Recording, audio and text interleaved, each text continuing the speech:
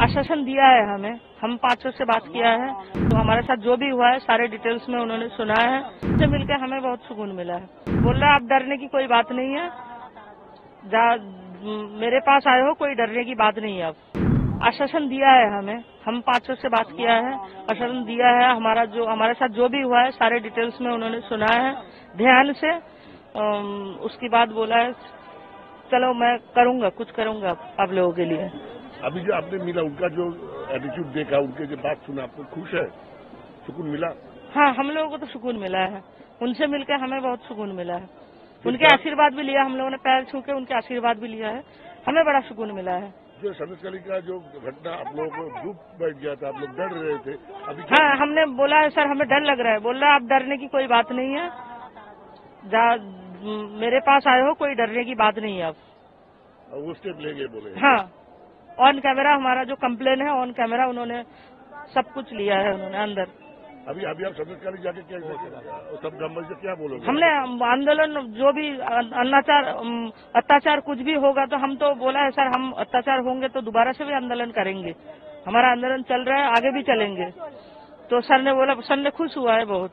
প্রধানমন্ত্রীকে শত কোটি প্রণাম এবং ধন্যবাদ জানিয়ে আমরা ওনাকে বললাম যে আমাদের যে নারী নির্যাতন, জমি লুট, জব কার্ডের টাকা, ঘরের লুট, মানে প্রত্যেকটা মানুষের ওপর যে অত্যাচারটা হয়েছে সবকিছু ওনাকে আমরা খুলে বলেছি। যে আমাদেরকে রাতের বেলা ডেকে নিয়ে যেত, প্রত্যেকটা মানুষকে না গেলে যে অত্যাচার করতো সেগুলো সবই বলেছি। বলতে উনি বলেছে ঠিক আছে দেখছি, আমি তো ওরা তো ধরা পড়েছে, ওদের জন্য কঠোর ব্যবস্থা করবো এবং তোমরা সেই নারী শক্তি জেগে থাকো, তোমাদের পাশে আমরা সর্বত্র আছি, কোনো কিছু অসুবিধা হবে না। এটা শুনে আমরা খুবই খুশি হচ্ছি। এবং আরো ওনাকে আমরা ভোট দিয়ে জেতালাম, উনি আমাদেরকে দুচ্ছাই করলেন, অবহেলা করলেন। উনি একটা নারী হয়ে নারীদের এত অসম্মান করলেন যে ভাবা জানাচ্ছি।